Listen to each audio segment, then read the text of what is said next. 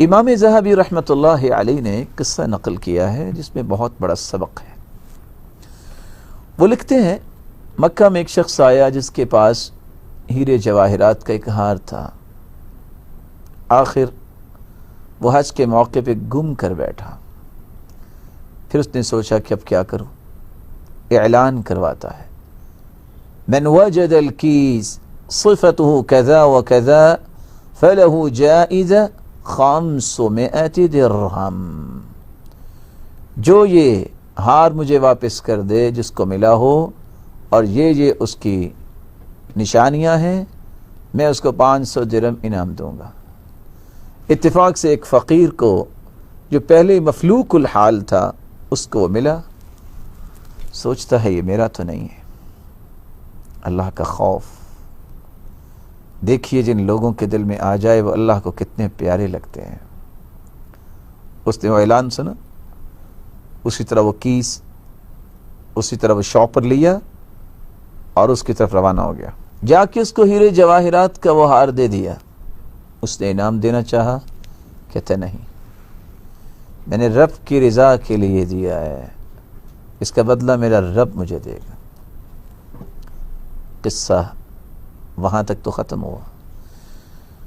تجارت کی غرض سے، معاش کی غرض سے وہ نکلا، کشتی پہ بیٹھا، چند ساتھیوں کے ساتھ کشتی ٹوٹ گئی اور اللہ نے اس کو بچا لیا، ایک جزیرے کے کنارے جا لگا۔ لوگوں نے نکالا، علاج کیا، پڑھنا لکھنا جانتا تھا، کہا تم پڑھانا جانتے ہو تو پڑھاؤ ہمارے بچوں کو، کہا کیوں نہیں۔ ایک دن کہتے ہیں کہ آپ کی شادی نہ کر دیں، میں اس سے قطروں سے اختصار کر رہا ہوں، کیوں نہیں۔ کہا ایک یتیم بچی ہے اس کے ساتھ آپ کا نکاح کر دیتے ہیں، وہ راضی ہو گیا۔ جو ہی نکاح ہوا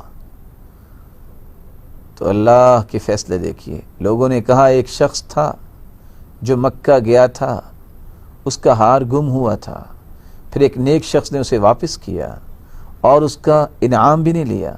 وہ واپس آ کے رویا کرتا تھا، اے اللہ ایک دن مجھے مکے لے جا، میں اپنی بیٹی کا نکاح اس نیک انسان کے ساتھ کر کے دنیا سے جاؤں۔ آج جس نے اس ہار کو واپس کیا یہ وہی نیک بچی تھی، اسی باپ کی بیٹی تھی، اللہ نے وہ ہار بھی دے دیا اور ہار پہننے والی